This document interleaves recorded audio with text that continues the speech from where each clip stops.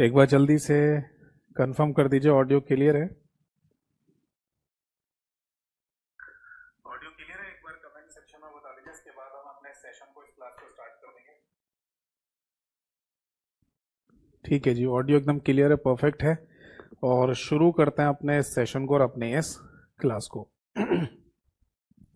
देखिए, जैसा कि लास्ट क्लास में ना मैंने आप सभी लोगों को बताया, कंप्यूटर हार्डवेयर वाले चैप्टर में, ठीक है, इनपुट डिवाइस, आउटपुट डिवाइस और स्टोरेज डिवाइस का कॉन्सेप्ट मैंने आपको समझा दिया था ना।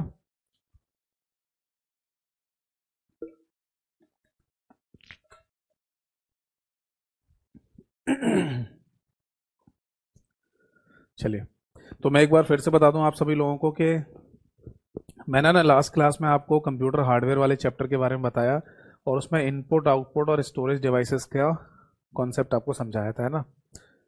और जहां तक मुझे याद आ रहा है कि मैंने सभी इनपुट डिवाइसेस के नाम लिखकर बता दिए थे कि कौन सी डिवाइस इनपुट डिवाइस कहलाती हैं और उनका यूज कहां पर कैसे होता है, ये मैंने आपको समझा दिया था।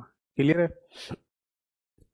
तो अब है ना, हम स्टार्ट करने जा रहे हैं अपने कंप्यूटर हार्डवेयर वाले ही चैप्टर को। आगे देखते हैं कि इसमें और क्या क्या चीजें अभी दी हुई हैं। ठीक है, तो क्लास को शुरू करने से पहले केवल 1 मिनट का समय लूंगा आप सभी लोगों का, और उस 1 मिनट के समय में जो मैं उसको जरूर फॉलो करना।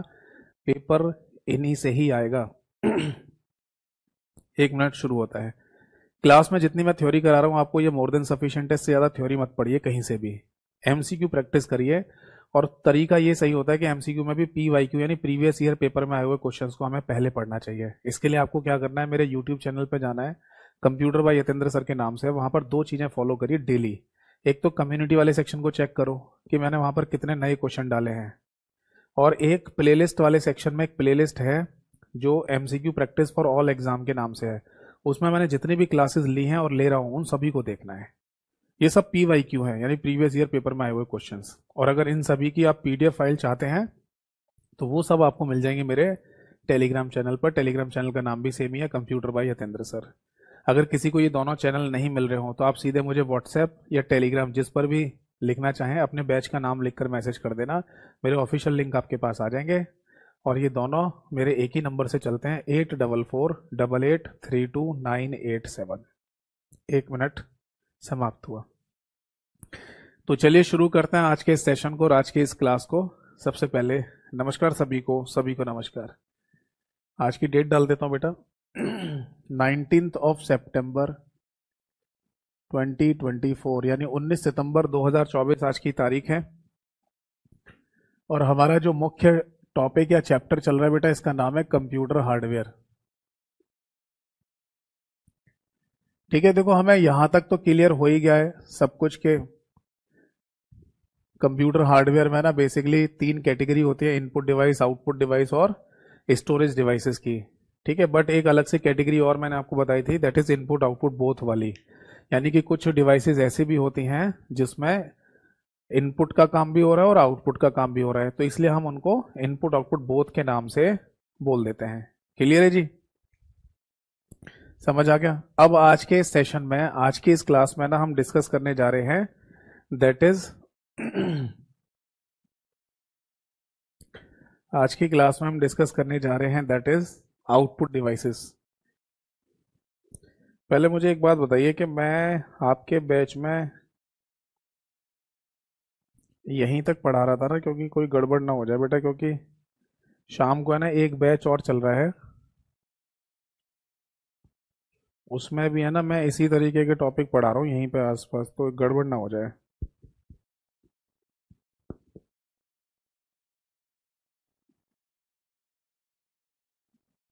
हाँ, वही मुझे लग रहा था कि आपके बैच में कोई गड़बड़ ना हो जाए, चेक करना पड़ेगा।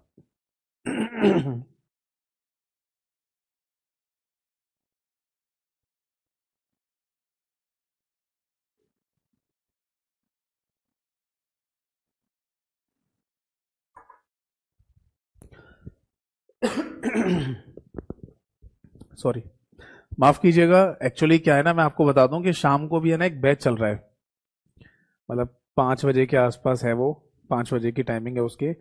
तो उसमें भी है ना यही चल रहा है, मतलब कंप्यूटर हार्डवेयर कंप्यूटर मेमोरी पढ़ा रहा हूँ, तो थोड़ा सा ना मुझे कंफ्यूजन हो रहा था कि मैं हार्डवेयर आपके में पढ़ा रहा हूँ और उनके में भी पढ़ा रहा हूँ, तो कहाँ तक कंप्लीट करा दिया है। तो अब मैंने देख लिया, और जैसा कि मैं कमेंट सेक्शन में भी अब देख पा रहा हूँ बच्चों ने लिख दिया है, सर कंप्यूटर मेमोरी की कह रहे थे आप। बिल्कुल, हार्डवेयर वाला है ना चैप्टर हमारा फिनिश हो गया, अब क्लियर है, ये चैप्टर हमारा फिनिश हो गया। आज हमारा एक नया चैप्टर स्टार्ट होने जा रहा है जिसका नाम है कंप्यूटर मेमोरी। हेडिंग डालिए कंप्यूटर मेमोरी, ठीक है जी। कंप्यूटर मेमोरी को हिंदी में भी कंप्यूटर मेमोरी ही कहा जाता है। वैसे मेमोरी शब्द का हिंदी अनुवाद होता है स्मृति, बट ऐसा कहीं पर लिखा हुआ नहीं आएगा कि इंग्लिश में मेमोरी लिखा और हिंदी वाले सेक्शन में स्मृति लिख दिया जाए, ऐसा आता नहीं है। लिखा मेमोरी शब्द ही जाएगा हिंदी इंग्लिश में। मैं फिर से बोलूंगा कि कंफ्यूजन के वजह से है ना मैंने वो कंप्यूटर हार्डवेयर हेडिंग डाल दी थी, सॉरी फॉर इनकन्वीनियंस। चलो आ जाओ यहाँ पर। तो मैंने आपको है ना स्टोरेज डिवाइसेस बताई थी। स्टोरेज डिवाइसेस में मैंने आपको बोला कि दो तरीके की स्टोरेज डिवाइसेस हैं, एक प्राइमरी वाली और एक सेकेंडरी वाली। तो सेकेंडरी वाली हमने कंप्यूटर हार्डवेयर में सारी कंप्लीट कर ली हैं। अब हम डिस्कस करेंगे प्राइमरी वाली, यानी कि रैम और रोम के बारे में। तो मैंने आपको बोला था ना कि रैम रोम के साथ साथ मैं आपको वर्चुअल मेमोरी, कैशे मेमोरी और रजिस्टर्स के बारे में भी बता दूंगा, है ना। और ये पांचों मेमोरी को हम एक साथ रखकर एक चैप्टर ही बना सकते हैं जिसका नाम है कंप्यूटर मेमोरी। तो इसी कंप्यूटर मेमोरी चैप्टर को स्टार्ट कर रहे हैं, बट मैं कुछ स्टार्ट इस तरीके से करना चाहूंगा जिसमें मैं ये भी चाहूंगा कि आपको कितनी नॉलेज है ये चेक करेंगे, ठीक है। जैसे मैं अभी है ना यहाँ पर मेमोरी का नाम लिखूंगा, मैं यहाँ पर मेमोरी का नाम लिख रहा हूं, और आपको बस इतना बताना है कि वो कंप्यूटर के अंदर एज ए हार्डवेयर है या नहीं। बस इतना येस और नो में बताना है, कोई एक्सप्लेनेशन नहीं देना आपको, येस और नो में बताइए। यानी मैं मेमोरी का नाम लिखूंगा और आप बोलिए कि वो हार्डवेयर है या नहीं, येस और नो। क्योंकि अगर वो हार्डवेयर है तो हम उसे छू भी सकते हैं और देख भी सकते हैं, और अगर हार्डवेयर नहीं है तो बस उसका कोई कॉन्सेप्ट होगा, फिजिकल फॉर्म में नहीं होगी वो। फिर से सुनो, कंप्यूटर के केस में ना कुछ मेमोरी ऐसी भी है जिनका कॉन्सेप्ट है, बट फिजिकल फॉर्म में ना तो आप उन्हें छू सकते ना ही देख सकते। तो इसलिए ये एक छोटा सा टेस्ट होना जरूरी है। तो मैं मेमोरी का नाम लिख रहा हूं, आप बताइए। रैम, रैंडम एक्सेस मेमोरी है, बताओ ये कंप्यूटर में ऐसे हार्डवेयर की फॉर्म में है या नहीं।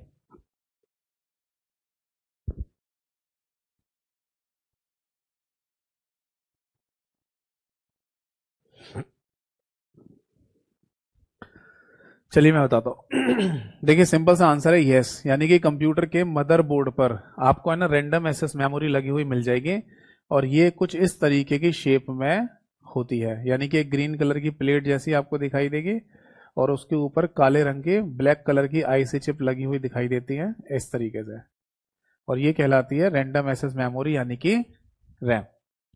अब अगली एक और मेमोरी की बात करते हैं, दैट इज रोम। क्या ये मेमोरी कंप्यूटर में हार्डवेयर के रूप में है? तो आंसर है यस, ये भी कंप्यूटर के मदरबोर्ड पे ही लगी हुई है, और ये एक सिंगल आईसी चिप के रूप में आपको दिखाई देगी कुछ इस तरीके से, ठीक है जी। इसके बाद है ना कंप्यूटर में एक और मेमोरी का कॉन्सेप्ट आता है जिसे कैशे मेमोरी बोलते हैं, हिंदी में भी इसको कैशे ही कहा जाता है। तो क्या ये मेमोरी कंप्यूटर में हार्डवेयर के रूप में होती है? तो आंसर है बेटा यस, इसको भी आप देख सकते हैं और छू सकते हैं, बट इसमें ना एक छोटा सा है ना कॉन्सेप्ट और भी है, और वो ये है कि कैशे मेमोरी बेसिकली है ना तीन तरीके से अवेलेबल है हमारे कंप्यूटर में। एक L1 कैशे के नाम से, एक L2 कैशे के नाम से, और एक बेटा L3 कैशे के नाम से। यहाँ पर L का मतलब है that is level, level 1, level 2, level 3। मैं यहाँ लिख देता हूँ, इस L का मतलब यहाँ पर लेवल, लेवल 1, लेवल 2, लेवल 3। तो जब आपसे ये पूछा जाए कि कंप्यूटर के मदरबोर्ड पर कैशे मेमोरी मौजूद है या नहीं, तो हम यहाँ पर ये आंसर करेंगे कि लेवल 2 और लेवल 3 वाली जो कैशे मेमोरी है ये तो ऑन बोर्ड है। ऑन बोर्ड शब्द कहने का ही मतलब होता है कि कंप्यूटर के मदरबोर्ड पर लगी हुई memory, but L1 cache memory है ना ऑन बोर्ड मेमोरी नहीं है, तो हम यहाँ ये कह सकते हैं दैट इज नो हार्डवेयर। बताइए, यानी कि L1 कैशे मेमोरी किसी भी प्रकार का कोई हार्डवेयर नहीं होती है। L2 L3 cache memory hardware होती है, हाँ ये होती है, तो इनको हम ऑनबोर्ड मेमोरी कह सकते हैं। आप ऑनबोर्ड मेमोरी की जगह यहाँ हार्डवेयर शब्द लिख लो, एक ही बात है। ठीक है, तो ये पॉइंट है ना, आपको ध्यान रखना है कैशे मेमोरी के केस में, कि कैशे मेमोरी के केस में जब पूछा जाए कि ये हार्डवेयर है तो आंसर है यस। क्यों? क्योंकि L2 और L3 कैशे मेमोरी हार्डवेयर के रूप में होते हैं, but L1 cache memory hardware नहीं है। इसका केवल एक कॉन्सेप्ट है जिसको हम ना तो देख सकते ना ही छू सकते, बट कंप्यूटर में एक कॉन्सेप्ट होता है। कहाँ होता है समझाऊंगा आगे, पहले ये नोट कर लीजिए। बाकी मैं आपको बता दूं कि जो कैशे मेमोरी है ना, वो भी आईसी चिप के रूप में ही होती है। जैसे L2 कैशे मेमोरी की बात करेंगे तो ये भी कंप्यूटर के मदरबोर्ड पर एक आईसी चिप के रूप में लगी होगी, और L3 कैशे मेमोरी की बात करेंगे तो ये भी आईसी चिप के रूप में कंप्यूटर के मदरबोर्ड पर लगी हुई मेमोरी होती है। इसके बाद है ना, कंप्यूटर में एक और मेमोरी का जिक्र होता है जिसे वर्चुअल मेमोरी कहते हैं। क्या बोलते हैं बेटा? Virtual memory. अगर आप इसे हिंदी में कहना चाहें तो आभासी मेमोरी भी कह सकते हैं। आभासी मेमोरी। तो क्या ये मेमोरी कंप्यूटर के मदरबोर्ड पर अवेलेबल है? कंप्यूटर के मदरबोर्ड पर है या नहीं वो एक अलग बात है। पहले तो यही पता होना चाहिए कि ये कंप्यूटर में ऐसे हार्डवेयर है या नहीं। क्योंकि तो हार्डवेयर कहने का मतलब कोई भी हार्डवेयर कहीं पर भी लगा हुआ हार्डवेयर हो सकता है। जरूरी नहीं है कि कोई भी हार्डवेयर मदरबोर्ड के ऊपर ही लगा हो। क्योंकि जैसे कंप्यूटर की हार्ड डिस्क की बात करते हैं तो हार्ड डिस्क मदरबोर्ड के ऊपर थोड़ी होती है ना, अलग लगी होती है। तो हर एक मेमोरी, हर एक हार्डवेयर जरूरी नहीं है कि कंप्यूटर के मदरबोर्ड पर ही लगा हो। बट जैसे कि हमने रैम की बात की तो रैम है ना हार्डवेयर है और मदरबोर्ड के ऊपर है। रोम की बात की तो ये हार्डवेयर भी है और मदरबोर्ड के ऊपर भी है।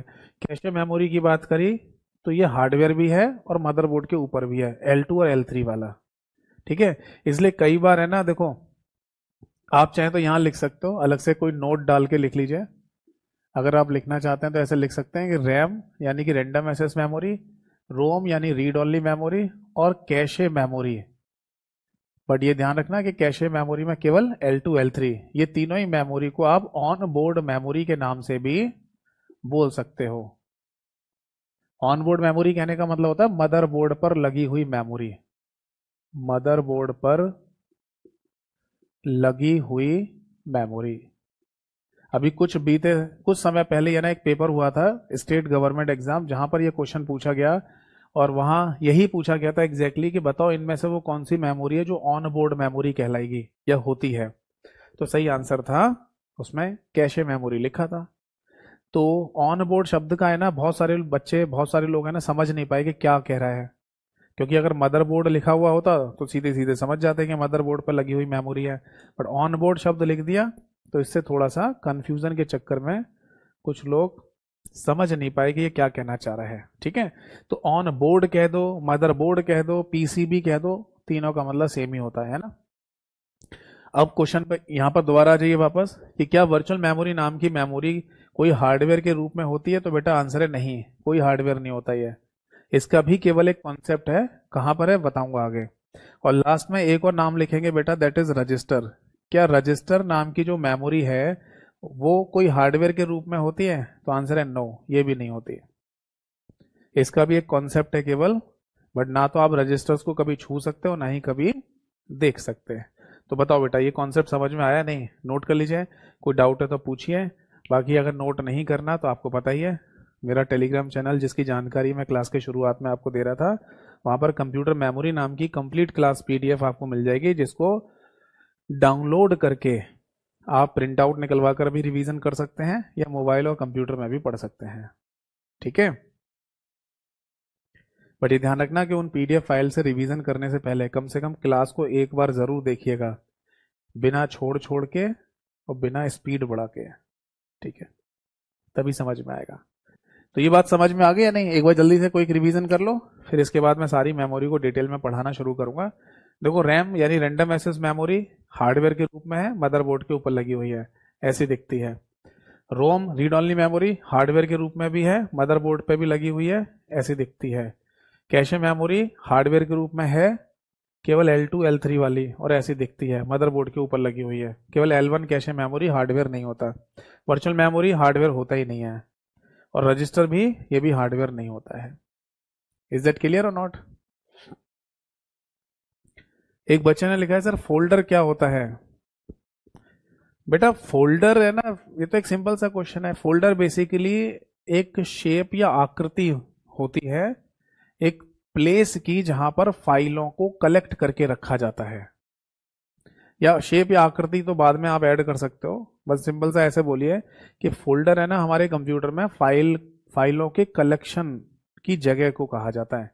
यानी अगर मैं सिंपल सा ऐसे बोलूं कि what is the meaning of folder, तो बोलूंगा कलेक्शन ऑफ फाइल्स, यानी फाइलों का कलेक्शन जहां किया जा रहा है उसी को फोल्डर कहते हैं। और इसकी अपनी एक शेप या आकृति होती है जिससे वो पहचाना जा रहा होता है। ठीक है, अभी इनके क्वेश्चन पूछो ना, मेमोरी से संबंधित पूछो, इधर उधर के क्यों पूछ रहे हो? तो ये बात समझ में आ गई। तो अब मैं क्या करूंगा, एक एक करके ना सभी मेमोरी को डिस्कस करने जा रहा हूं। तो सबसे पहले रैम को डिस्कस करेंगे, फिर रोम को, फिर कैशे मेमोरी को, फिर वर्चुअल मेमोरी को, और इस तरीके से आगे बढ़ते जाएंगे। इज दैट क्लियर और नॉट?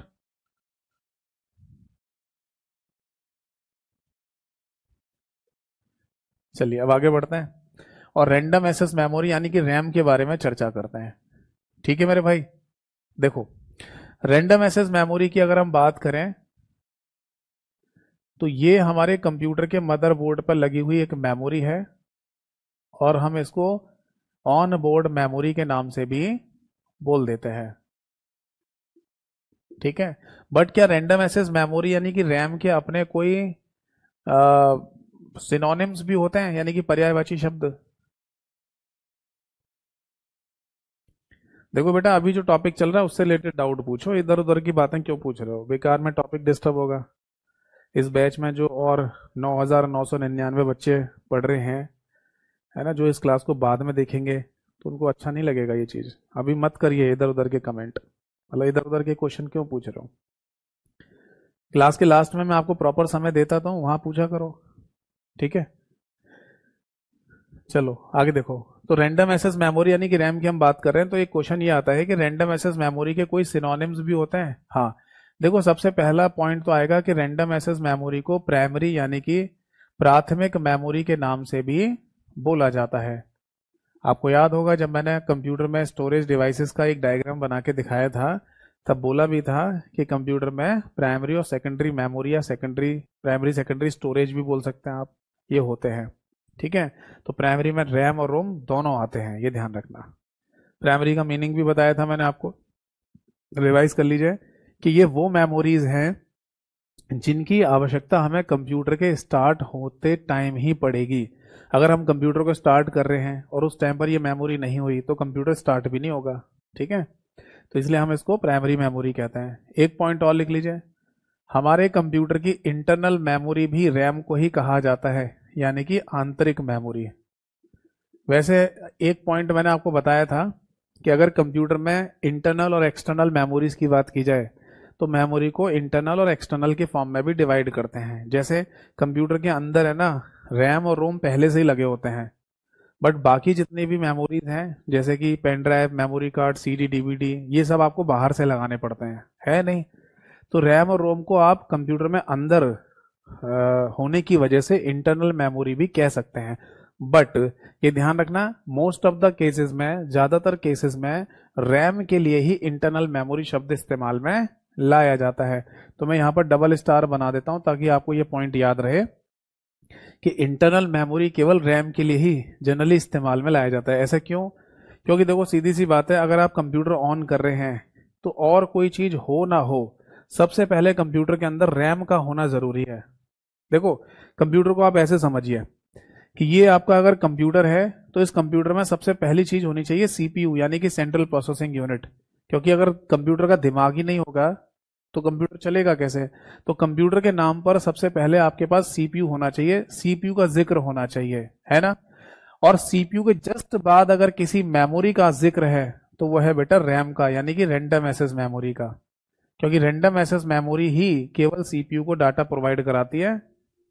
ठीक है, तो सीपीयू के साथ अगर हम बात करेंगे तो किस मेमोरी की बात करेंगे? कंप्यूटर के अंदर रैम की, रैंडम एक्सेस मेमोरी की। फिर चाहे कंप्यूटर में और भी अंदर कुछ लगा हो या कंप्यूटर में बाहर से लगा दो, वो डजंट इवन मैटर। क्या आप कंप्यूटर में बाहर से कुछ लगा रहे हो या कंप्यूटर के अंदर कुछ लगा रहे हो, बात की बात है, रैम का होना जरूरी है। तो सीपीयू तो जरूरी है ही क्योंकि वो कंप्यूटर का ब्रेन है। और जैसे ही मेमोरी की बात आएगी तो सबसे पहली इंटरनल मेमोरी हमारी रैम होना जरूरी है। बताओ जी, बात समझ में आ गई या नहीं?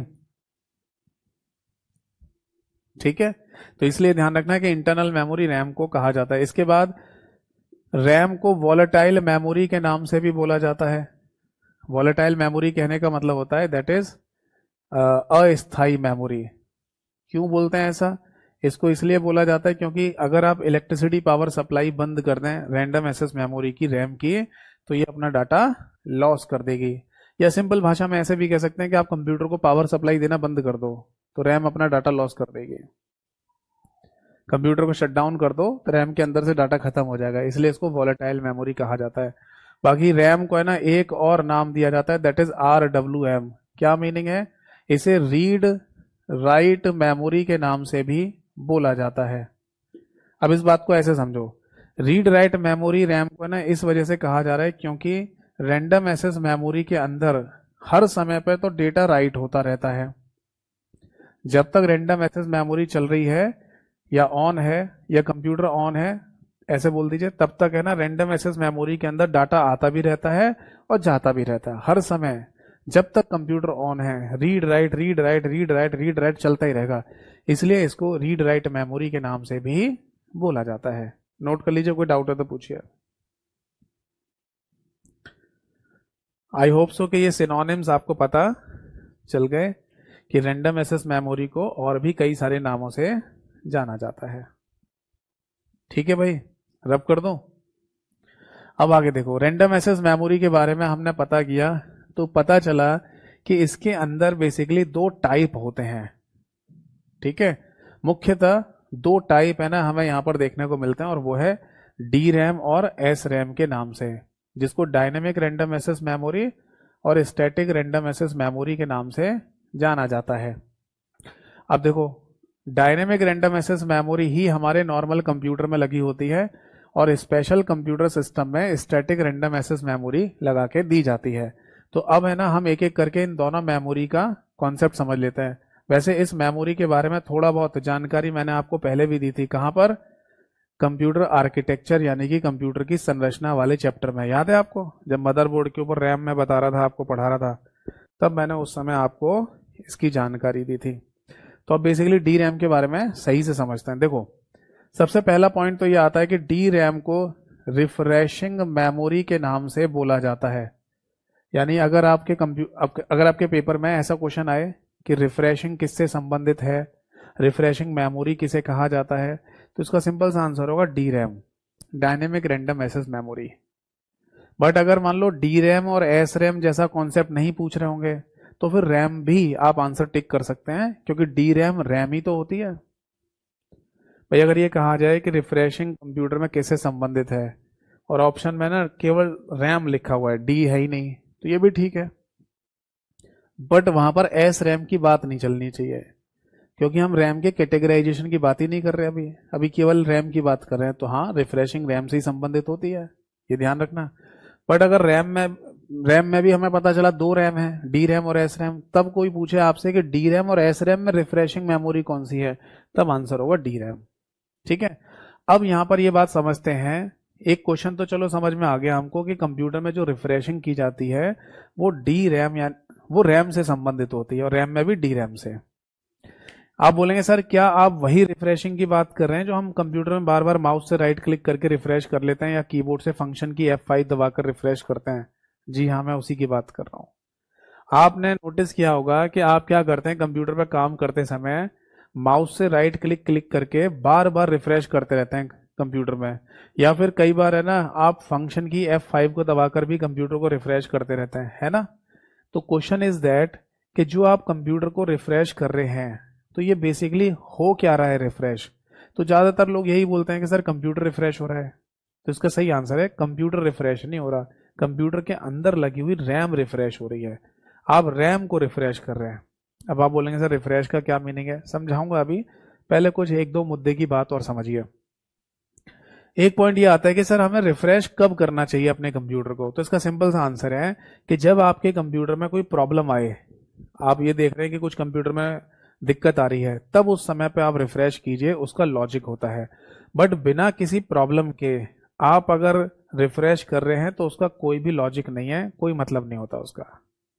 जिसमें एक केस सबसे ज्यादा पॉपुलर देखने को मिलता है हमको, कि ज्यादातर लोग क्या करते हैं कि जब कंप्यूटर को ऑन करते हैं तभी वो रिफ्रेश करना शुरू कर देते हैं। आपने भी नोटिस किया होगा, और अगर आपके पास कंप्यूटर है तो आपने भी ये चीज देखी होगी कि जब है ना कंप्यूटर ऑन करते हो आप, तभी रिफ्रेश करना शुरू कर देते हो। क्या उस समय रिफ्रेश करने का कोई मतलब है? तो आंसर है नहीं, कोई मतलब नहीं है इसका।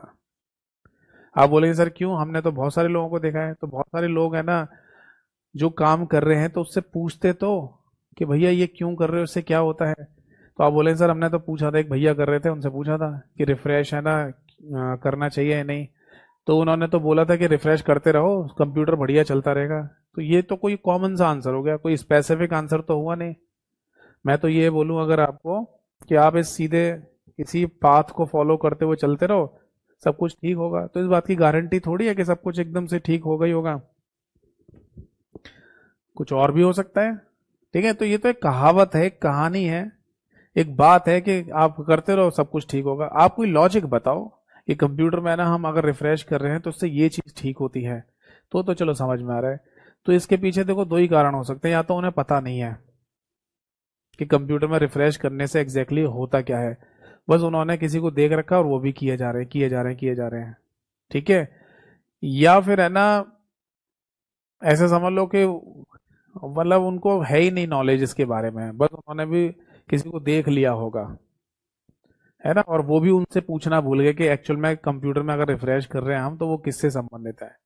तो इस वजह से ना अगर आप किसी सामने वाले व्यक्ति को कंप्यूटर में रिफ्रेश करता हुआ देख रहे हैं और आप भी करने लग जाओ, या सामने कोई व्यक्ति है जो आपको कह दे कि कंप्यूटर में रिफ्रेश करते रहा करो, तो है ना इसका, और आपको मतलब नहीं पता इसका, तो इसका सीधा सीधा सीधा मीन है कि आपको और उनको दोनों को ही मतलब नहीं पता कि हम अपने कंप्यूटर में रिफ्रेश किस वजह से कर रहे हैं। ठीक है, और कब करना चाहिए। तो अब मैं फाइनली कंक्लूजन बता रहा हूं, यानी कि ये सारा जो एक एक है ना, मतलब क्या बोलते हैं उसको, सस्पेंस, जो सस्पेंस है वो सब खत्म करते हैं अभी यहाँ पर। और अब मैं आपको क्लियरली कंक्लूजन बताने जा रहा हूँ, निष्कर्ष। देखो सबसे पहली बात तो ये दिमाग में रखिए कि जब तक आपके कंप्यूटर में कोई प्रॉब्लम ना दिखे आपको, जैसे मॉनिटर स्क्रीन पे कोई प्रॉब्लम वगैरह आ रही है ना, और उस प्रॉब्लम को से आप परेशान हो रहे हैं, जैसे कंप्यूटर हैंग हो रहा है बार बार, तब ऐसी कंडीशन में ना आप रिफ्रेश कीजिए, उसका मतलब है। बट अगर आपके कंप्यूटर की मॉनिटर स्क्रीन पर कोई भी दिक्कत नहीं दिख रही है आपको, आप नॉर्मली काम करते जा रहे हैं, तो एक सिंगल टाइम भी रिफ्रेश करने की आपको जरूरत नहीं है, कोई कोई जरूरत नहीं है। आप बोलेंगे सर आप करते हैं रिफ्रेश, मैं बताऊं आपको, मैं अपना केस बताता हूँ। सुबह करीब 10 बजे के आसपास मैं अपने कंप्यूटर को ऑन करता हूँ और लगभग रात के 10 ही बज जाते हैं इसको ऑफ करते करते, यानी करीब 12 घंटे। बीच में एक दो बार जरूर बंद करता हूँ, बट लगभग 12 घंटे ही चलता है मेरा कंप्यूटर पूरे दिन में। मैं सिंगल टाइम भी रिफ्रेश नहीं करता, एक बार भी। आप बोलेंगे सर आपके पास सुपर कंप्यूटर होगा, नहीं सुपर कंप्यूटर नहीं है भैया मेरे पास, एक नॉर्मल सा ही है ना, साधारण कंप्यूटर है जो आपके पास भी है, वैसा ही है। तो अगर मैं है ना अपने कंप्यूटर में रिफ्रेश नहीं कर रहा और आप पूरे दिन कर रहे हो, बार बार कर रहे हो, तो कोई तो गलत कर रहा है हम में से। तो देखो पता चला कि अगर आपके कंप्यूटर में कोई प्रॉब्लम नहीं आ रही है तो आपको एक सिंगल टाइम भी रिफ्रेश करने की जरूरत नहीं है, मत करिए। ठीक है जी। बट एक बात है, मतलब अगर आपके कंप्यूटर में प्रॉब्लम दिख रही है आपको तो कर लो रिफ्रेश। या फिर एक बात और भी है कि अगर आपने अपने कंप्यूटर में कोई सॉफ्टवेयर, जैसे एमएस ऑफिस का सॉफ्टवेयर आपके कंप्यूटर में नहीं था, तो आपने वो सॉफ्टवेयर डाला है अभी अभी, या मान लो आप हटाना चाह रहे हैं तो उसको डिलीट कर दिया है, तो ऐसे केस में ना रिफ्रेश कर लेना चाहिए। क्योंकि रिफ्रेश करने से है ना, एक्चुअली होता क्या है, जब कोई सॉफ्टवेयर वगैरह हम इंस्टॉल करते हैं, डालते हैं या डिलीट करते हैं, तो हमारे कंप्यूटर की जो मेमोरी है ना, उसके अंदर मेमोरी लोकेशंस होती हैं, वो थोड़ी सी चेंज होती हैं डाटा की अकॉर्डिंग। तो उस केस में आप चाहें तो रिफ्रेश कर सकते हो। या फिर कई बार तो ऐसा ही होता है कि हमारे कंप्यूटर में एक मैसेज आ जाएगा कि अगर आप ये सॉफ्टवेयर डिलीट कर रहे हैं या इंस्टॉल कर रहे हैं तो उस केस में रीस्टार्ट करो। मतलब इंस्टॉल करने के बाद या फिर डिलीट करने के बाद कह देता है कि आप इसको कंप्यूटर को एक बार रीस्टार्ट कर लो, ताकि कंप्यूटर के अंदर की जो मेमोरी है ना वो अपने मतलब ऑटो एडजस्ट हो जाए, क्योंकि कोई नई चीज आई है या कोई डिलीट की है, तो उस वजह से कंप्यूटर की मेमोरी पर जो प्रभाव पड़ा है उसे ठीक करने के लिए आप अपने कंप्यूटर को रीस्टार्ट कर लीजिए, नहीं तो रिफ्रेश से भी काम चल जाता है। मेजर प्रॉब्लम होगी तो रीस्टार्ट करने के लिए अपने आप मैसेज आ जाएगा। ठीक है जी, तो आई होप सो ये बात समझ में आ गई सभी को। ठीक है, तो जब कोई प्रॉब्लम आए ना तब करना है हमें रिफ्रेश, वरना करने की कोई जरूरत नहीं है। ठीक, अब आगे देखो, इसके बाद है ना एक पॉइंट हम यहां पर और भी लिखेंगे कि डी रैम सस्ती मेमोरी होती है, यानी कि चीपर मेमोरी होती है। क्या सारी मेमोरीज में सबसे सस्ती मेमोरी है? नहीं, डी रैम मतलब एस रैम के कंपैरिजन में, स्टैटिक रैंडम एक्सेस मेमोरी की तुलना में ये चीपर यानी सस्ती होती है। और सस्ती हिंदी में भी लिख लो। इसके अलावा एक पॉइंट और लिख लो कि स्टैटिक रैंडम एक्सेस मेमोरी की तुलना में ये स्लोअर मेमोरी भी है, यानी कि धीमी मेमोरी भी होती है। ये भी पॉइंट आप यहां पर लिख लीजिए। तो डायनेमिक रैंडम एक्सेस मेमोरी के बारे में जब आपसे पूछा जाए कि बताओ कि है ना क्या कॉन्सेप्ट है इसका, तो बेसिकली रिफ्रेशिंग मेमोरी, ये सस्ती मेमोरी भी है, और स्लोअर यानी कि धीमी मेमोरी भी कहलाती है। अब मैं आपको बताने जा रहा हूं कि हम अपने कंप्यूटर के अंदर रैम को बेसिकली रिफ्रेश क्यों करते हैं, ये समझाता हूं। देखो, एक्चुअली ये जो हमारी डी रैम है ना, डायनेमिक रैंडम एक्सेस मेमोरी, इसका जो कॉन्सेप्ट है वो बेस्ड है एक कैपेसिटर नाम के हार्डवेयर के कॉन्सेप्ट पर। आपने ना कैपेसिटर का नाम सुना है? कैपेसिटर जिसको हिंदी में संधारित्र कहते हैं। जिन लोगों ने फिजिक्स पढ़ी है यानी कि भौतिकी अगर पढ़ी है तो उन लोगों को कैपेसिटर के बारे में पता होगा। अब इस बात को आप ऐसे समझिए, ये जो हमारी डायनेमिक रैंडम एक्सेस मेमोरी है यानी कि डी रैम, इसका जो कॉन्सेप्ट है वो बेस्ड है कैपेसिटर नाम के हार्डवेयर पर। ये है मान लो कैपेसिटर। ठीक है जी। अब कैपेसिटर अगर आपने फिजिक्स या भौतिकी में पढ़ा है तो इसके बारे में आपको बता दूं। एक पॉइंट और देखो, ये जो हमारी रैम है या डी रैम है, इसको डाटा कौन भेजता है? इसको डाटा भेजता है हार्ड डिस्क। आपको याद है मैं एक डायग्राम हमेशा से बनाता हुआ आया हूं आपके सामने, हार्ड डिस्क से डाटा रैम में जाता है, रैम से डाटा फिर आगे कहाँ जाएगा? सीपीयू के पास जाएगा, सेंट्रल प्रोसेसिंग यूनिट के पास इनपुट की फॉर्म में।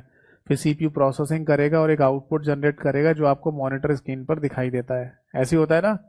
तो ये डायग्राम आपको पता है, शुरू से मैं कई बार ये डायग्राम बना चुका हूं। अब देखो, हमारी जो डायनेमिक रैंडम एक्सेस मेमोरी है उसके अंदर एक कॉन्सेप्ट है कैपेसिटर का, और हमने फिजिक्स में यानी भौतिकी में ये पढ़ा था कि कैपेसिटर को इलेक्ट्रिकल सिग्नल को होल्ड करने के लिए इस्तेमाल में लाया जाता है।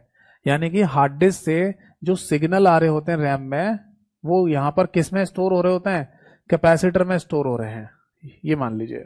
ठीक, बट हमने फिजिक्स में ये भी पढ़ा था कि कैपेसिटर नाम के इस हार्डवेयर का अगर हम इस्तेमाल करें इलेक्ट्रिकल सिग्नल को या विद्युत सिग्नल को होल्ड करने के लिए, जो इलेक्ट्रिकल सिग्नल या विद्युत सिग्नल बेसिकली हमारा डेटा ही कहलाता है, तो उसे होल्ड करने के लिए जिस कैपेसिटर का हम इस्तेमाल कर रहे हैं, इसका एक ड्रॉबैक भी है, इसका एक नुकसान है। और वो नुकसान ये है कि किसी भी पॉइंट ऑफ टाइम पर ये उस सिग्नल को लीक कर देता है।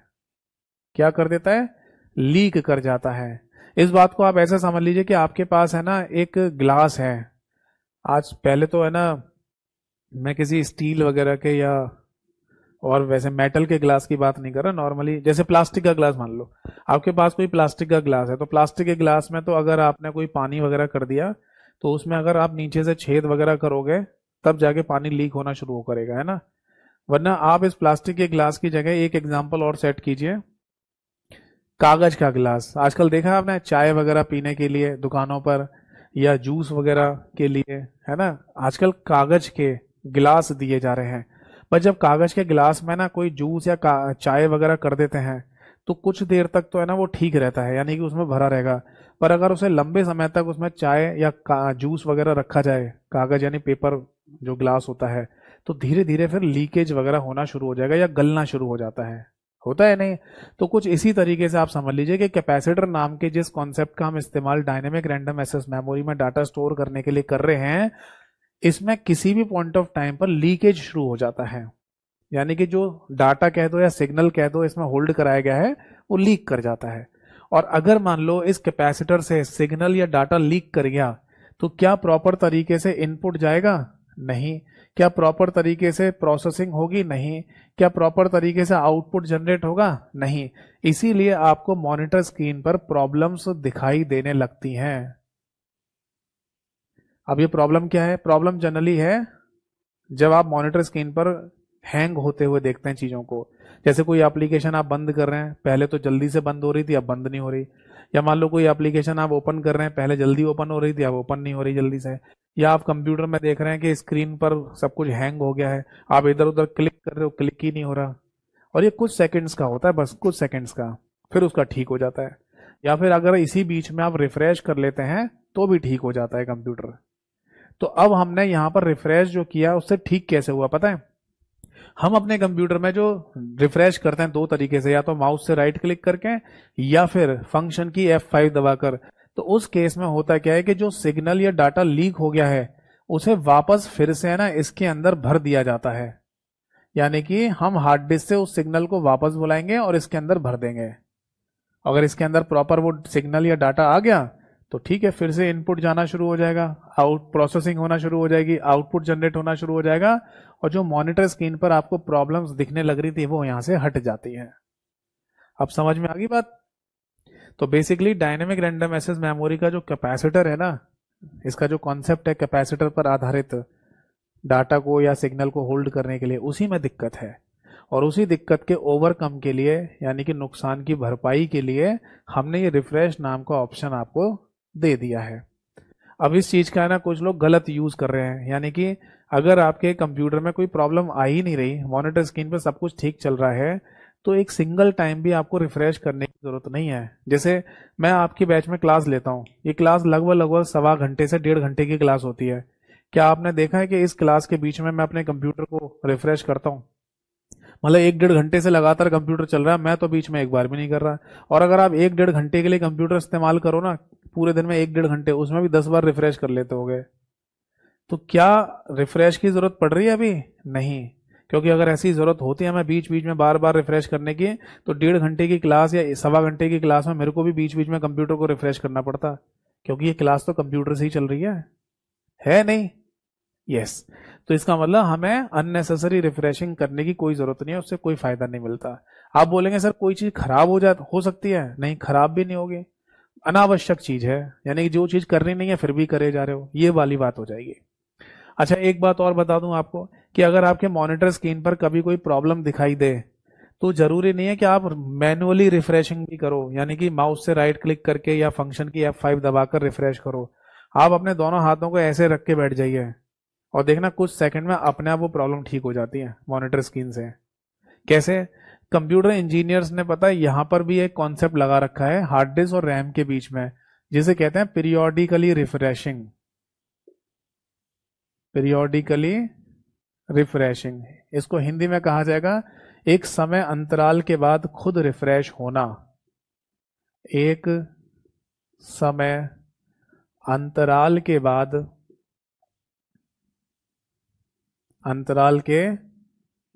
बाद खुद रिफ्रेश हो जाना। रिफ्रेश हो जाना, बताइए बेटा बात समझ में आई या नहीं? यानी कि अगर आप मैनुअली रिफ्रेशिंग नहीं करना चाहते हो, ना ही कर रहे हैं, तो ऑटोमेटिकली रिफ्रेशिंग भी आपके कंप्यूटर में हो रही होती है। वो कंप्यूटर इंजीनियर्स ने हार्ड डिस्क और रैम के बीच में पहले से ही कॉन्सेप्ट लगा रखा है। और इसी वजह से अगर कभी आपको मॉनिटर पे कोई प्रॉब्लम दिखाई दे तो ना तो आप माउस से कहीं क्लिक करना, ना ही कीबोर्ड से कोई की दबाना, आप देखना दोनों हाथों को लेके ऐसे बैठ जाओ, कुछ सेकंड में वो प्रॉब्लम अपने आप ठीक हो जाती है इसकी वजह से। ठीक है जी, तो ये पॉइंट मैंने आपको समझा दिया। तो आज के बाद आई होप सो कि आप अनावश्यक यानी कि अननेसेसरी रिफ्रेशिंग करना छोड़ देंगे। एक बात और ध्यान रखिए, कैपेसिटर के साथ साथ है ना यहाँ पर एक और शब्द हम लिखेंगे और वो है ट्रांजिस्टर। देखो ट्रांजिस्टर भी है ना सर्किट्स होते हैं, हिंदी में भी इनको ट्रांजिस्टर कहा जाता है। हिंदी लिखना है तो हिंदी भी लिख लो, हिंदी में भी ट्रांजिस्टर बोलते हैं। और ये भी क्या होता है बेटा? सर्किट्स होते हैं। ठीक है, चूंकि हमें ये पता है कि हमारी रैम जो है रैंडम एक्सेस मेमोरी, वो एक आईसी चिप के कॉन्सेप्ट से बनी होती है, और जहां आईसी चिप होगी या आईसी चिप का कॉन्सेप्ट होगा वहां ट्रांजिस्टर तो जरूर होगा शब्द। याद है आपको जब मैंने कंप्यूटर आर्किटेक्चर वाले सबसे पहले चैप्टर में आपको सीपीयू के बारे में पढ़ाया था, तो मैंने बोला भी था कि सीपीयू, या नहीं मैंने आपको आईसी चिप के बारे में पढ़ाया था, तो मैंने बताया भी था कि किसी भी आईसी चिप की अगर हम बात करें तो वहां पर लॉजिक गेट और ट्रांजिस्टर का कॉन्सेप्ट होता है, और लॉजिक गेट और ट्रांजिस्टर की संख्या अगर बढ़ती चली जाए तो वो आईसी चिप और पावरफुल होती चली जाती है। जैसे कि लिखवाया था आपको SSI, MSI, LSI, VLSI, ULSI, याद है ना? तो इसी तरीके से जहां कहीं भी आईसी चिप का कॉन्सेप्ट होगा तो वहां ट्रांजिस्टर शब्द तो जरूर आएगा। जैसे सीपीयू अगर हमारा एक आईसी चिप है, हाँ है, तो इसमें भी ट्रांजिस्टर का कॉन्सेप्ट होगा। इसमें लाखों की संख्या में ट्रांजिस्टर्स होते हैं। तो ये ध्यान रखना कि ट्रांजिस्टर तो होगा ही होगा, इसके साथ कोई और भी कॉन्सेप्ट एक लगा हुआ होता है। ठीक है, जैसे कि डी रैम में कैपेसिटर और ट्रांजिस्टर दोनों का कॉन्सेप्ट है। अगर आपको थोड़ा और डिटेल में समझना है तो ऐसे समझ लो कि मेन जो सिग्नल होल्ड किया जा रहा है वो तो कैपेसिटर में कर रहे हैं। ऐसे समझो, ये रहा कैपेसिटर जिसमें एक सिग्नल होल्ड करेंगे, ये डाटा होल्ड करेंगे, और इसको ऐसे बंद करने के लिए, ऐसे इसको बंद करने के लिए कैपेसिटर यूज किया जाता है ना। सर्किट को कंप्लीट करने के लिए कैपेसिटर का इस्तेमाल, सर्किट को कंप्लीट करने के लिए ट्रांजिस्टर का इस्तेमाल किया जाता है। माफ कीजिएगा, कैपेसिटर बोल दिया मैंने। तो फिर से सुन लीजिए, अगर ये कैपेसिटर है जिसमें हमारा सिग्नल या डाटा होल्ड कराना है हमको, ठीक है, अब इसको बंद करने के लिए ऐसे ट्रांजिस्टर का इस्तेमाल करते हैं। ठीक है, फिर से बोल दो कि ट्रांजिस्टर्स का इस्तेमाल सर्किट कंप्लीशन के लिए किया जाता है। ठीक, अब इसके एप्लीकेशन लिख लो, यानी कि इसका उपयोग हमें कहां पर देखने को मिलता है। तो बेटा देखो, अगर आप है ना डी रैम यानी डायनेमिक रैंडम एक्सेस मेमोरी की बात करेंगे तो इसका एप्लीकेशन है normal computers. Normal computer, normal यानी सामान्य कंप्यूटर जो मार्केट में हमें मिल जाते हैं उन्हीं के अंदर ये लगी हुई मिलती है। ठीक है, आप चाहें तो इनको कॉमर्शियल कंप्यूटर भी बोल सकते हो। कॉमर्शियल इसलिए बोला जा रहा है, हिंदी में इसको वाणिज्यिक कंप्यूटर कहा जाता है। तो कॉमर्शियल इसलिए कहा जा रहा है क्योंकि जो चीज मार्केट में खरीदी और बेची जा रही है उसको कॉमर्शियल कह सकते हैं आप। ठीक है, नोट कर लीजिए, कोई डाउट है तो पूछिए। तो फाइनली रैंडम एक्सेस मेमोरी के केस में हमें समझ में आ गया कि दो मेनली टाइप हैं यहाँ पर, एस रैम और डी रैम, जिसमें डी रैम का क्या कॉन्सेप्ट है वो मैंने आपको समझा दिया। नोट कर लिए सभी ने? कोई डाउट है तो पूछो। नोट भी कर लीजिए और कोई डाउट है तो पूछ लीजिए।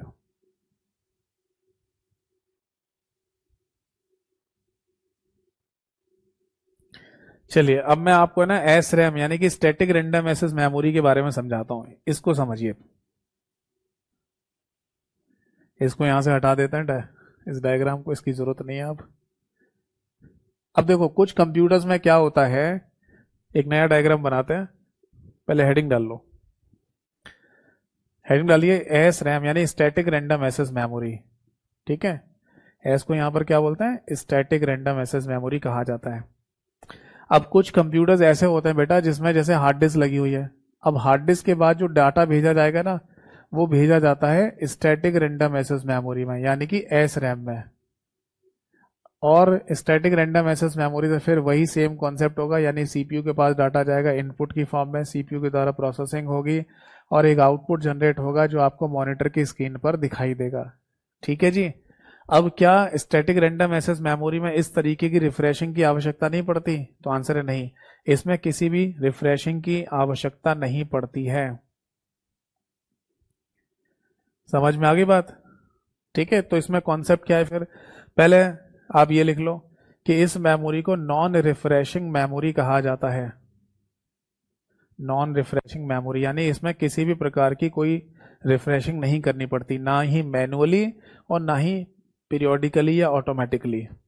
ठीक है, और ये मेमोरी है ना, जब इसमें रिफ्रेशिंग नहीं करनी पड़ रही, यानी कि हमने इस कॉन्सेप्ट को थोड़ा और बेहतर बना लिया, तो इसकी जो कॉस्ट है वो बढ़ गई। तो ये डी रैम के कंपैरेटिवली कॉस्टली यानी कि महंगी मेमोरी होती है, और इसका जो ओवरऑल परफॉर्मेंस है वो भी फास्ट हो जाता है, यानी कि डायनेमिक रैंडम एक्सेस मेमोरी की तुलना में ये तेज मेमोरी भी होती है।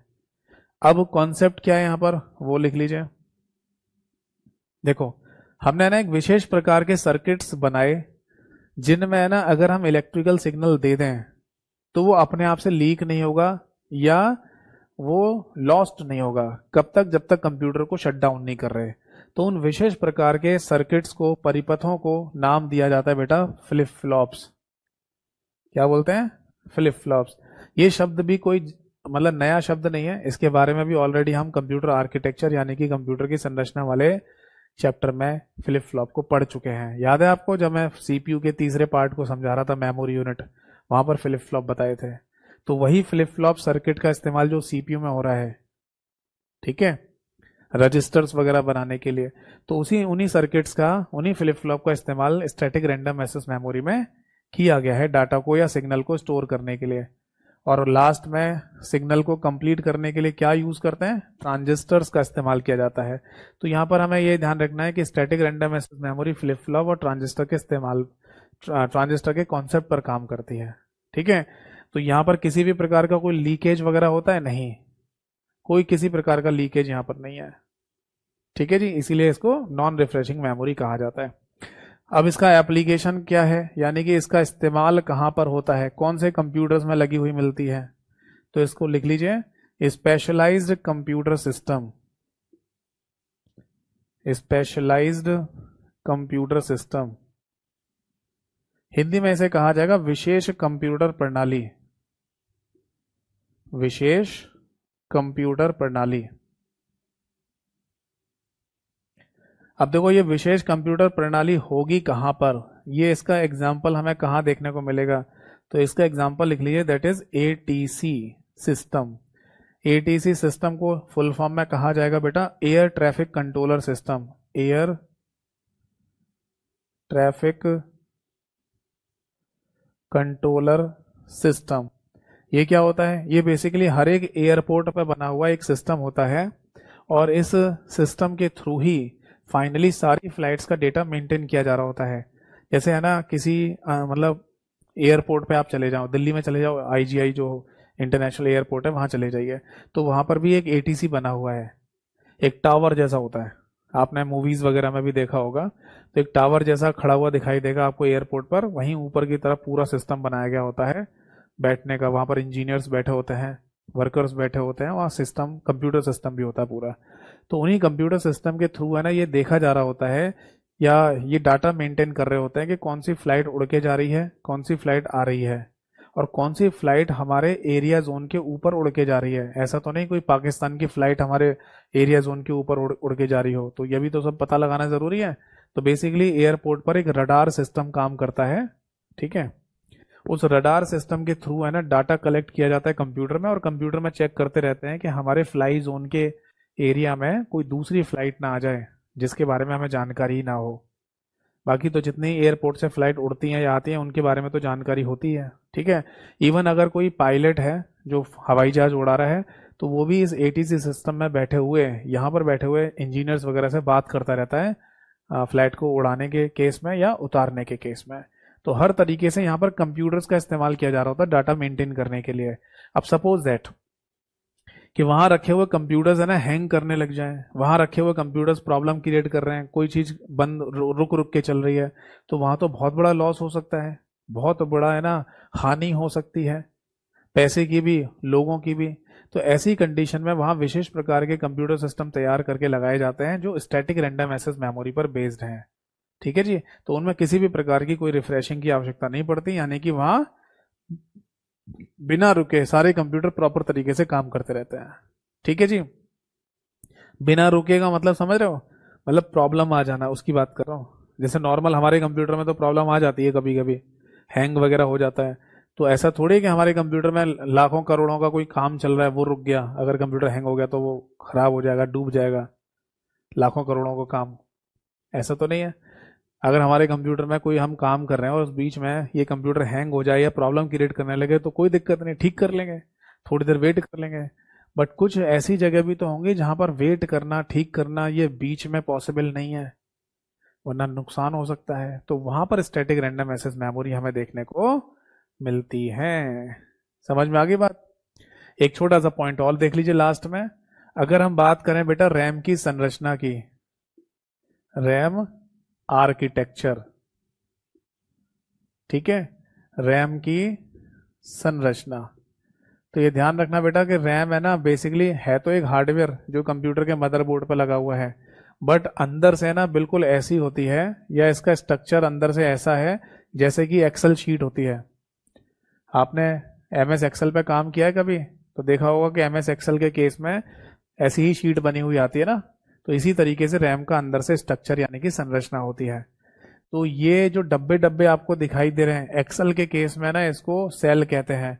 अब चूंकि ये मेमोरी है तो हम इनको यहाँ पर डब्बों को मेमोरी सेल के नाम से बोलेंगे।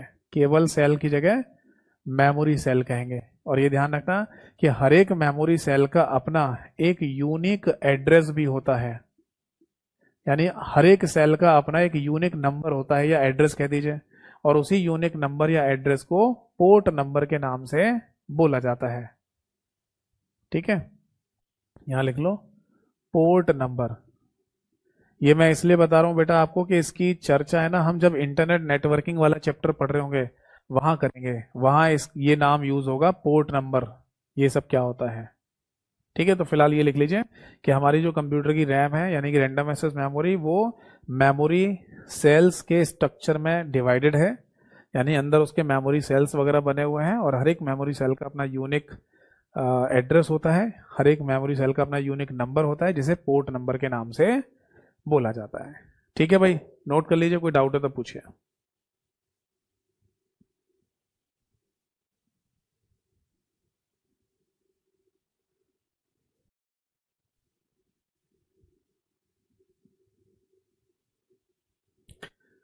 एक बच्चे ने लिखा है, शुभेंदु ने, सर कैप क्यों लगाते हैं आप? ऐसे ही मन कर जाता है, कभी कभी लगा लेता हूँ। आपने देखा होगा लास्ट क्लासेस जो हुई थी उनमें देखा था मैंने नहीं लगा रखा था। अब ये थोड़ी है कि कोई टीचर है तो कैप नहीं लगा सकता, या कोई टी शर्ट है, मतलब कोई टीचर है तो टी शर्ट नहीं पहन सकता।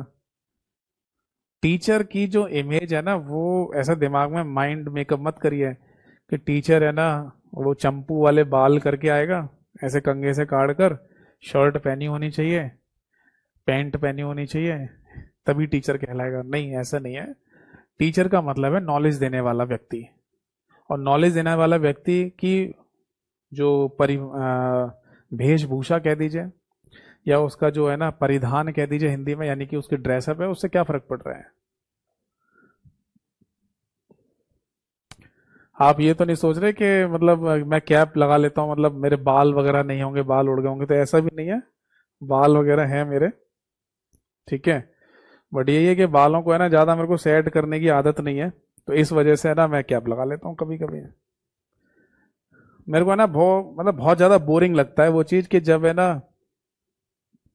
मतलब आप क्लास वगैरह स्टार्ट कर रहे हैं और उससे पहले पूरा कंघा वगैरह कंघी वगैरह कर रहे हैं, बालों को सेट कर रहे हैं, तो वो मेरे को थोड़ा सा ना आलस भरा लगता है, सही बताऊं तो। अगर मेरे बाल ठीक हो रहे हैं, ज्यादा है ना भूत जैसा नहीं दिखाई दे रहा हूं, तो मैं ऐसे ही बिना कैप के क्लास ले लेता हूँ।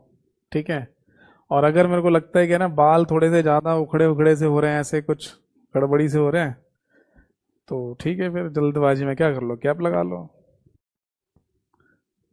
बस यही रीजन है, और कोई रीजन नहीं है।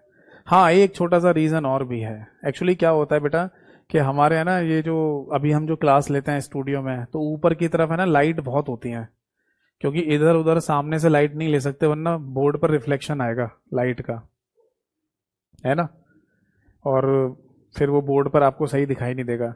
तो हमारे है ना सिर के ऊपर बहुत सारी लाइट होती हैं जिनकी वजह से ये रोशनी इतनी ज़्यादा हो रही है और आप क्लास को देख पा रहे हैं। तो इस रोशनी से भी ना ये बचाव करता है ये वाला कैप का आगे वाला पार्ट, ताकि वो रोशनी पूरी मेरी आंखों पे ना पड़े, इस वजह से भी लगा लेता हूँ। चलो समझ में आया नहीं?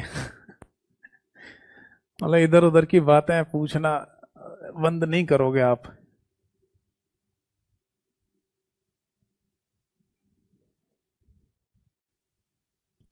लास्ट क्लास जो मैंने ली थी उसमें तो है ना शायद मैंने कैप कहाँ लगाया हुआ था, उसमें कैप नहीं था। वही है, बाल एकदम ठीक हो रहे होंगे मेरे, तो मैंने कैप नहीं लगाया हुआ है। चलो आगे देखते हैं, ये सब बातें ना क्लास के लास्ट में सही लगती हैं। चलो अगली मेमोरी की तरफ जाते हैं, और नेक्स्ट मेमोरी का नाम है बेटा रोम।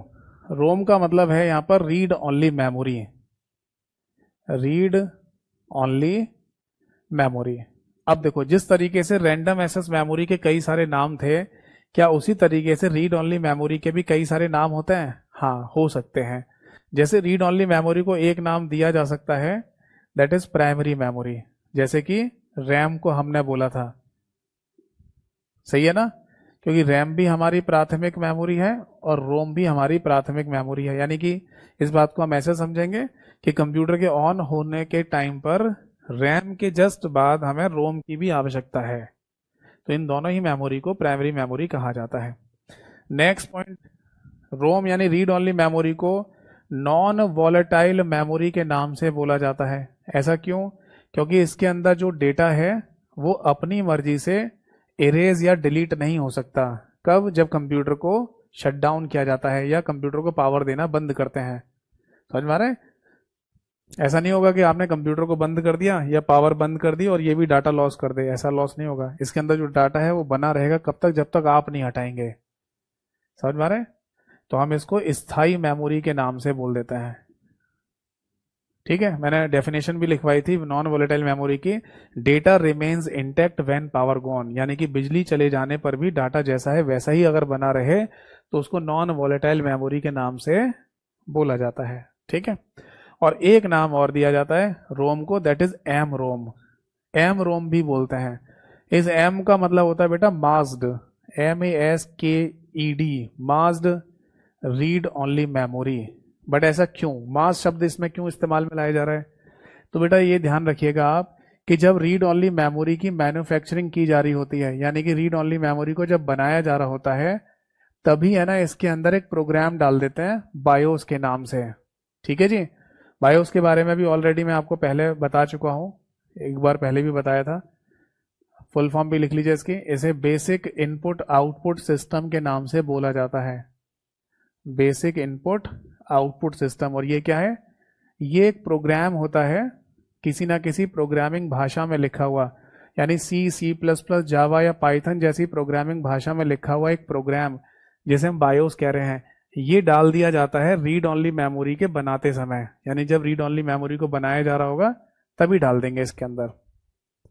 तो यूं कहा गया कि अगर कोई मेमोरी अपनी मैन्युफैक्चरिंग के टाइम पर ही प्रोग्राम्ड हो जाए तो ऐसी मेमोरी को क्या कहा जाएगा? आंसर है मास्ड मेमोरी कहा जाएगा। तो इस मेमोरी का नाम क्या है? रोम, इसलिए इसको मास्ड रोम कह देते हैं। लिखना चाहें तो ये पॉइंट लिख लो यहां पर। ए मेमोरी विच इज, ऐसे लिख लो, a memory which is programmed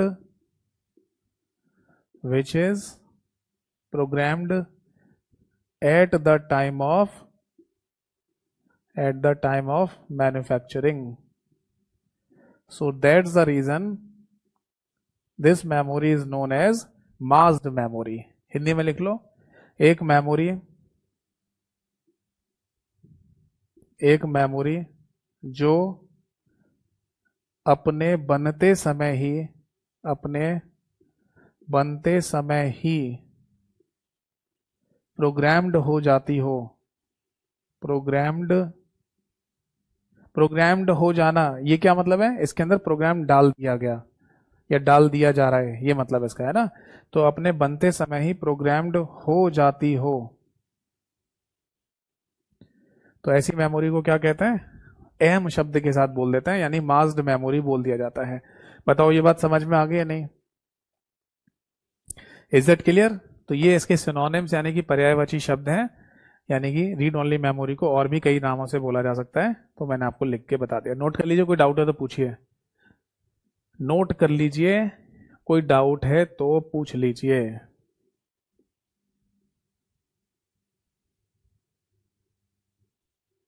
समझ आ गया? चलो अब आगे देखो। रीड ओनली मेमोरी के बारे में हमने पढ़ना शुरू किया, जानना शुरू किया, तो पता चला हमें कि रीड ओनली मेमोरी के कई सारे टाइप भी होते हैं। जैसे रीड ओनली मेमोरी में सबसे पहला ही टाइप आता है, दैट इज पी रोम। ये क्या होता है? इसको बोलते हैं programmable read only memory. Programmable read only memory क्या मतलब है?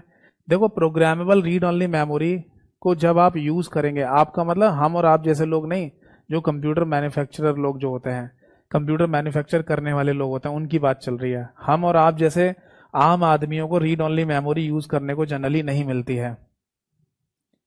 ठीक है,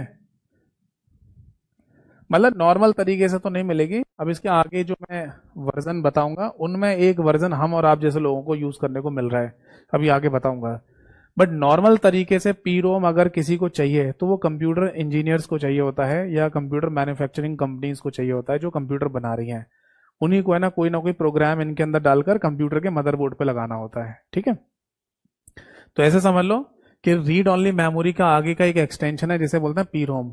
ये पी रोम है ना, ब्लैंक मेमोरी होती है, बिल्कुल खाली मेमोरी। इसमें ये जब बनाई जाएगी तो इसमें किसी भी प्रकार का कोई डाटा नहीं होता है। समझ में आ गई बात? तो आई होप सो है ना, ये बात आप सभी लोगों को समझ में आ गई होगी कि अगर हम बात कर रहे हैं इस मेमोरी की तो ये ब्लैंक मेमोरी हमें मिलती है। Is that clear? ठीक है जी। तो मैं ये बोल रहा था कि ये मेमोरी कभी खाली मेमोरी मिलेगी नहीं, नहीं ये मेमोरी खाली ही मिलेगी, माफ कीजिएगा, क्योंकि रीड ओनली मेमोरी की अगर हम बात कर रहे हैं तो वो कभी खाली नहीं मिलती है। ठीक है, मैं फिर से दोहरा देता हूं कि रीड ओनली मेमोरी कभी खाली नहीं मिलती, उसके अंदर उसके बनाते समय ही प्रोग्राम डाल देते हैं। बट पी रोम यानी प्रोग्रामेबल रीड ओनली मेमोरी हमें कैसी मिलेगी? ये हमेशा खाली मिलेगी, इसके अंदर कोई प्रोग्राम पहले से नहीं होगा। अच्छा, हम अपनी मर्जी से इसमें कोई प्रोग्राम डाल सकते हैं? हाँ डाल सकते हैं। आपको इसके अंदर कोई प्रोग्राम डालना है या कोई डाटा डालना है, डाल दीजिए। बट कंडीशन ये आ जाएगी कि हम इसको कभी भी इरेज नहीं कर पाएंगे, इसके डाटा को मिटा नहीं सकते, यानी कि ये नॉन इरेजेबल बन जाती है। अब समझ में आया? फिर से सुन लीजिए। पी रोम का पहला पॉइंट, क्या ये मेमोरी ब्लैंक या खाली मेमोरी होती है? हाँ। इस मेमोरी में अपनी मर्जी से डाटा डाला जा सकता है? हाँ। क्या उस डाटा को फिर मिटाया जा सकता है? ना, नहीं मिटा सकते। तब कंप्यूटर इंजीनियर्स ने सोचा एक काम करो कि कोई एक और नई मेमोरी बनाओ, ठीक है, जिसको इरेज भी किया जा सके। तो एक मेमोरी और बना दी जिसका नाम है erasable programmable read only memory. ये कौन सी मेमोरी है भाई? Erasable programmable read only memory बिल्कुल पी रोम जैसी ही है, बट उसको इरेज किया जा सकता है बस। यानी कि ई पी रोम हमें खाली मिलेगी? हाँ। इसमें अपनी मर्जी से कोई प्रोग्राम या डाटा डाल सकते हैं? हाँ। क्या इसको इरेज भी किया जा सकता है? हाँ। अब क्वेश्चन ये अराइज होता है कि ई पी रोम के डाटा को इरेज करने के लिए किस चीज का इस्तेमाल करते हैं? तो इसका आंसर है बेटा अल्ट्रा वायलेट रेडिएशन का, यूवी रेडिएशन का। समझ में आ रही है बात? ऐसे लिख सकते हैं, यूवी रेडिएशन के थ्रू या यूवी रेडिएशन के द्वारा डाटा मिटाया जाता है, या डाटा मिटाया जाता है। मैं समझाता हूं कैसे। ये कॉन्सेप्ट है ना, इतना भी अच्छा कॉन्सेप्ट नहीं था डाटा को इरेज करने का। क्यों? क्योंकि ये जो आईसी चिप होती हैं ई पीरोम नाम की, ये कंप्यूटर के मदरबोर्ड के ऊपर लगी होती हैं। ठीक है, एक बच्चे का कमेंट आया, सर रोम के अंदर ही तो पीरोम होता है, रोम में ही तो फिर पीरोम में नहीं जाएगा? हाँ, क्या लिख रहे हो? रोम के अंदर ही तो पीरोम होता है। ये किसने कहा कि रोम के अंदर पीरोम होता है? रोम अलग चीज होती है। फिर से सुन लो सभी लोग, रीड ओनली मेमोरी नाम की जो मेमोरी है वो एक अलग मेमोरी है, पीरोम नाम की जो मेमोरी होती है वो एक अलग मेमोरी है। अगर ई पीरोम नाम की मेमोरी की हम बात करें वो एक अलग मेमोरी है, कोई किसी के अंदर थोड़ी है। और फिर अगर डबल ई पीरोम की अगर हम बात करें तो वो एक अलग मेमोरी है। ये सब अलग अलग मेमोरी है, कोई किसी के अंदर नहीं है। ज्यादा से ज्यादा बस ये बोल सकते हैं कि ये आगे के एक्सटेंशन है। क्योंकि देखो पी रोम में भी तो रोम शब्द लिखा हुआ है नहीं, यानी कि पी रोम रोम का ही एक आगे का वर्जन है, एक संस्करण है। समझे या नहीं? बट उसकी प्रॉपर्टी अलग होगी। अरे भाई सीधी सी बात है, आपके दादाजी हैं, समझो भाई जिसने ये क्वेश्चन पूछा है, आपके जो दादाजी हैं वो ये हैं, उनके एक बेटे हुए यानी कि आपके पिताजी, वो ये हो गए। अब दादाजी की जो क्वालिटीज थी वो उनमें से कुछ क्वालिटी पापा जी के अंदर भी तो होंगी, बट बिल्कुल हूबहू कॉपी थोड़ी हो सकते हैं पापा जी और दादाजी। पिताजी की कुछ और क्वालिटी हो सकती है। जैसे जॉब को ही ले लो, आपके दादाजी अगर मान लो रेलवे में जॉब कर रहे थे तो हो सकता है आपके पिताजी आज बैंक में जॉब कर रहे हो, बट कुछ प्रॉपर्टी तो सेम होंगी ही ना। तो ऐसे ही यही तो कहा जाएगा कि पिताजी जो है वो दादाजी के आगे के एक्सटेंशन है। फिर आप हो गए, फिर आप अपने पिताजी के एक्सटेंशन हो गए। मान लो आपकी जॉब लग गई किसमें, मान लो एसएससी के थ्रू आप इनकम टैक्स इंस्पेक्टर बन गए, सपोज दैट। बट कुछ ना कुछ प्रॉपर्टी तो आपको आपके पिताजी की भी होंगी आपके अंदर। तो इसी तरीके से मैं कह रहा हूं यहां पर कि ये रोम के एक्सटेंशंस हैं, यानी रोम के आगे के टाइप हैं, बट अंदर बंदर कुछ नहीं होता। ऐसा नहीं है कि रोम के अंदर पी रोम के अंदर अंदर बंदर कुछ होता हो, ऐसा कुछ नहीं है। सब ये अलग अलग मेमोरीज हैं। ठीक है, चलो आगे देखो। तो इसका कॉन्सेप्ट क्या था, ये बहुत खराब सही कॉन्सेप्ट था, क्योंकि देखो ई पीरोम कंप्यूटर के मदरबोर्ड पे लगी हुई है ये आईसी चिप। अब क्या करते थे, इसको निकालते थे मदरबोर्ड से, और एक है ना माइक्रोवेव टाइप का, जैसे माइक्रोवेव नहीं होता खाना गर्म करने के लिए घरों में, इस टाइप का एक चैम्बर हुआ करता था, उसमें इन आईसी चिप को रख देते थे, और फिर इनके ऊपर अल्ट्रावायलेट रेडिएशन डाला जाता था, अल्ट्रावायलेट लाइट डाली जाती थी, और उससे फिर डाटा या जो भी इस आईसी चिप के अंदर डाटा लिखा हुआ है वो इरेज हो जाता था। ठीक है जी। फिर इनको निकालते थे यूवी चैम्बर में से और कंप्यूटर के मदरबोर्ड पे लगा देते थे। इस तरीके से डाटा इरेज किया जाता था। तब कंप्यूटर इंजीनियर्स ने एक दिमाग लगाया, यार कोई ऐसा मेथड होना चाहिए जिसके मतलब जिसकी वजह से ना हमें इन आईसी चिप को बाहर निकालने की जरूरत ही ना पड़े, कंप्यूटर के अंदर ही लगे रहने दो। तब फिर उन्होंने बनाया डबल ईपीरोम और इसका नाम रखा इलेक्ट्रिकली इरेजेबल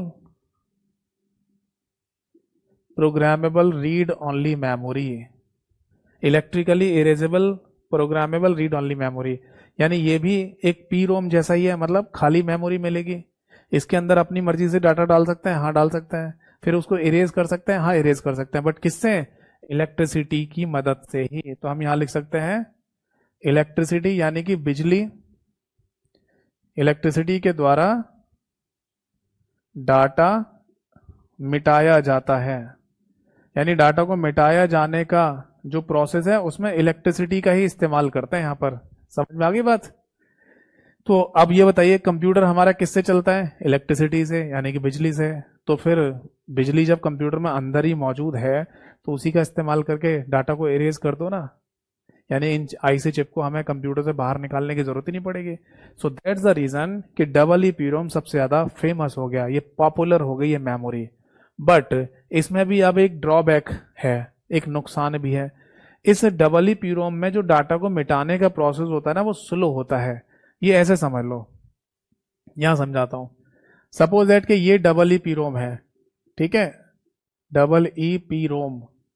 अब इसमें मान लीजिए 1 2 3 4 5 6 7 8, यहां पर टोटल मिला के 8 बिट का डाटा है इस मेमोरी के अंदर। ये जो 1 1 जो बनाया मैंने, इनको बिट कह दीजिए, 1 बिट। तो ये 8 बिट का डाटा है। तो इस 8 बिट के डाटा को मिटाने के लिए ना यहाँ पर बेसिकली 8 बार इरेजिंग साइकिल चलानी पड़ेगी, यानी 8 बार मिटाने वाले प्रोसेस को चलाने पड़ेगा, तब जाके ना डाटा मिटेगा। तब फिर कंप्यूटर इंजीनियर्स ने सोचा कि एक काम करते हैं, इसका एक फास्ट वर्जन बनाते हैं, और उन्होंने डबल ईपीरोम का एक फास्ट वर्जन बनाया जिसका नाम है फ्लैश डबल ईपीरोम। ठीक है, जिसको आप कई बार फ्लैश मेमोरी के नाम से भी सुनते होंगे। ठीक है, अब फ्लैश मेमोरी या फ्लैश डबल ईपीरोम बिल्कुल सेम डबल ईपीरोम ही है, बट जो इरेजिंग की साइकिल है वो यहां पर फास्ट कर दी गई है, तेज कर दी गई है। इस बात को आप ऐसे समझ लो, जस्ट सपोज दैट कि ये आपकी फ्लैश डबल ईपीरोम है। तो इसमें क्या कॉन्सेप्ट कर दिया है कि जो डाटा है ना 1 2 3 4 5 6 7 8, यानी 8 बिट का जो डाटा है इसके अंदर, इसको मिटाने से पहले है ना इस डाटा को ब्लॉक या सेक्टर में डिवाइड कर लेते हैं। ये जो डब्बे डब्बे बने हुए हैं इनको ब्लॉक कहते हैं, ब्लॉक 1, इसको ब्लॉक 2 कहते हैं। तो डाटा को पहले ब्लॉक्स के फॉर्म में डिवाइड कर लेते हैं और फिर इरेजिंग साइकिल चलाते हैं, जिसमें एक ब्लॉक एक बार में, दूसरा ब्लॉक दूसरी बार में डिलीट हो जाता है। तो मोटा मोटा हमें ये समझ में आया कि फ्लैश डबल ईपीरोम में डाटा को इरेज करने की प्रक्रिया फास्ट है, तेज है। इसीलिए अब ज्यादातर केस में आपको हर जगह पर फ्लैश डबल ईपीरोम के ही एग्जाम्पल देखने को मिलते हैं। जैसे आपके पास अगर कोई पेन ड्राइव है जिसको यूएसबी एफडी कहा जाता है, ठीक है, इसके अंदर भी फ्लैश मेमोरी ही लगी हुई होती है, जैसा कि मैंने लास्ट क्लास में आपको समझाया था। अगर आपके पास कोई मेमोरी कार्ड है मोबाइल फोन के अंदर, जिसको एसडी कार्ड या माइक्रो एसडी कार्ड के नाम से भी बोलते हैं, उसका कॉन्सेप्ट भी फ्लैश मेमोरी के कॉन्सेप्ट पर ही आधारित है। और आपके कंप्यूटर में आजकल जो सॉलिड स्टेट ड्राइव लगी हुई आ रही हैं, वो सॉलिड स्टेट ड्राइव का कॉन्सेप्ट भी फ्लैश मेमोरी पर या फ्लैश डबल ईपीरोम पर ही आधारित है। इसको आप एक और एग्जांपल से समझ लो, डाटा को मिटाने की प्रक्रिया। जैसे हमारे पास है ना 8 बच्चे आए कि सर हमें कंप्यूटर की तैयारी करनी है, सभी एग्जाम में लगभग अब कंप्यूटर आने लगा है तो हमें तैयारी करा दो। 8 बच्चे आए, तो एक तो तरीका ये है कि मैं 8 बच्चों को 8 घंटे में पढ़ाऊं, हर घंटे में एक बच्चे को पढ़ाऊं एक ही जैसी चीज, यानी जो टॉपिक मैं पढ़ा रहा हूं आज कंप्यूटर मेमोरी, वो 8 घंटे पढ़ा रहा हूं मैं 8 बच्चों को अलग अलग, तो 8 घंटे बर्बाद हो रहे हैं ना मेरे। तो इस बर्बादी को रोकने के लिए हम क्या करेंगे, हमारे इस हॉल में 4 सीटें पड़ी हुई हैं, 4 चेयर पड़ी हुई हैं जिन पर मैं बिठाकर बच्चों को पढ़ा सकता हूं। तो मैंने उन 8 बच्चों से ये कहा, बेटा इतने घंटे तो मैं नहीं पढ़ा पाऊंगा, आप एक काम कर लो, 4 4 बच्चों का बैच बना लो। तो बच्चों ने कहा हाँ सर कोई दिक्कत नहीं है। तो 4 बच्चों को एक साथ बैठ के पढ़ा दिया मैंने 1 घंटे में, और 4 बच्चों को फिर से एक साथ बैठ के पढ़ा दिया मैंने 1 घंटे में, बिठाकर पढ़ा दिया, है ना। तो टोटल मिला के उन 8 बच्चों को पढ़ाने में कितना समय लगा, 2 घंटे का। जबकि 8 बच्चों को पढ़ाने में कितना लग रहा था, 8 घंटे लग रहे थे। अगर हर घंटे पे एक बच्चा पढ़ाया जाए तो हमने यहाँ पर जो 6 घंटे ज्यादा खराब हो रहे थे उनको बचा लिया, टाइम को बचा लिया, समझे नहीं। तो इसी तरीके से समझ लो कि डाटा को इरेज करने की जो प्रक्रिया है वो फ्लैश डब्ल्यूपीरो में फास्ट कर दी गई, क्योंकि डाटा को इरेज करने से पहले डाटा को ब्लॉक्स में डिवाइड कर लेते हैं, फिर मिटाना शुरू करते हैं। ठीक है, चलिए आई होप सो, है ना, ये बात समझ में आ गई होगी आपको। तो ये है ना हो गया हमारा रीड ओनली मेमोरी का कॉन्सेप्ट भी यहाँ पर पूरा। अब नेक्स्ट क्लास में मिलेंगे, अगली क्लास में, और फिर हम है ना चर्चा करेंगे कैशे मेमोरी के बारे में, वर्चुअल मेमोरी के बारे में और रजिस्टर्स के बारे में। फिर मैं है ना कुछ मेमोरी से संबंधित इंपॉर्टेंट पॉइंट और कुछ क्वेश्चन भी आपको लास्ट में बताऊंगा। आज की क्लास, आज की सभा यहीं पर समाप्त होती है। कोई डाउट हो तो आप मेरे से पूछिए।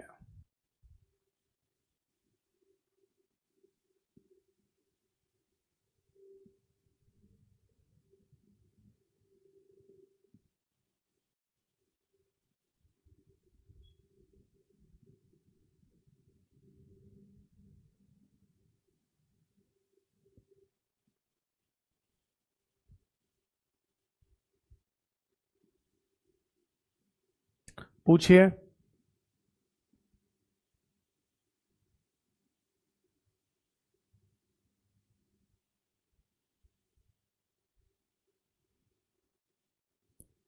चलिए, आई थिंक है ना किसी का कोई डाउट नहीं है अब, तो आज के सेशन और क्लास को हम यहीं पर समाप्त करते हैं। बाकी देखो, जाते जाते यही बोलूंगा सभी लोगों को कि आप है ना थ्योरी कहीं से मत पढ़ो, केवल थ्योरी जितनी मैं समझा रहा हूँ ना इसको ध्यान से सुनते रहिए, पढ़ते रहिए, लिखते रहिए, इससे ज़्यादा थ्योरी नहीं पढ़नी है।